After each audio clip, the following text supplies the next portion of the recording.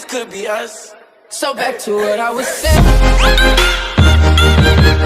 Could be us. Hi guys, it's a little late to post a video because I was a little busy. So today I'm going to talk to you about some of the beautiful places in the Philippines. So let's see, shall we? First one, Anawangin Cove, Zambales surrounded by majestic mountain.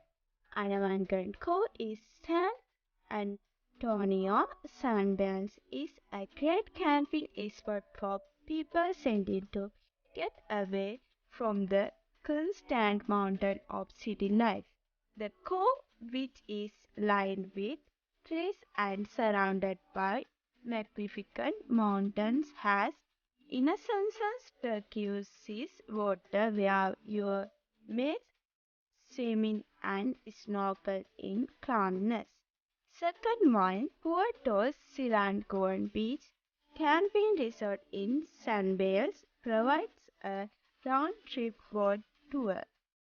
Silanguin Cove is the least traffic cove in Zambales. You may additionally explore in Cove by camping at Puerto Silanguin Beachfront Camping Resort, and this is flanked by reddish ridge of mountain and pine-covered mountains. Third one, Taal Lake Yacht Club located on the Taal Lake shoreline.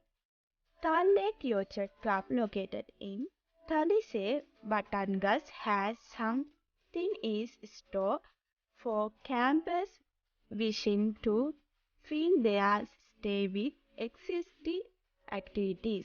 Campers are welcome to pitch their tent on the club's ground, and in not to mention sailing and camping.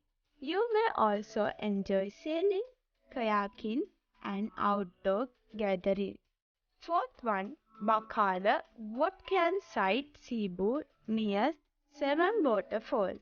Bacalla Wood Campsite, situated inside the forest of San Fernando, Cebu, is a camping area where you may involve yourself in nature.